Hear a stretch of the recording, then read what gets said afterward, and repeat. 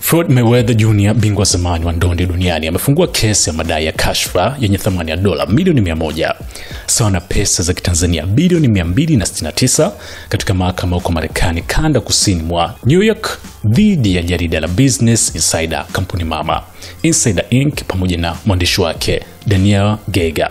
Katika kesi hiyo, Mayweather anadaiwa kuwa Geiger na Business Insider walichapisha makala yenye upotoshaji wa makusudi yenye lengo la kuharibu taswira yake kwa kupotosha ukweli kuhusu uwekezaji wake katika sekta ya mali isiyohamishika, huku wakionyesha chuki za wazi za kibaguzi na upendeleo wa kisiasa. Malalamiko hayo yanaeleza kuwa Geiger alikataa kwa makusudi kuthibitisha taarifa zake kupitia nyaraka halali zilizotolewa na timu ya Mayweather, ambazo zilithibitisha umiliki wa mafanikio ya kihalali ya Mayweather katika biashara ya mali.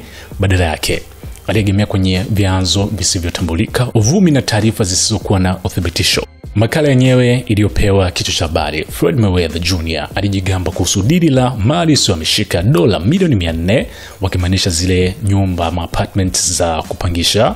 Kuna tatizo moja tu, ilichapishwa licha juhudi za Mayweather na timu yake kutoa nyaraka za kina na kutoa fursa ya mwandishi huyo kuziona rekodi halisi za miamala.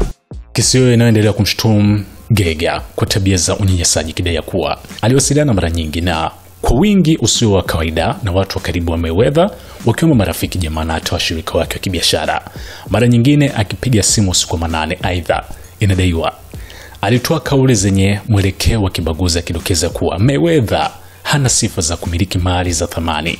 Floyd Mayweather anatafuta fidia kutokana na uharibifu wa jina lake, madhara ya kibiashara na athari za kijamii zilizotokana na chapisho hilo linalodaiwa kuwa la kupotosha na lenye nia ovu.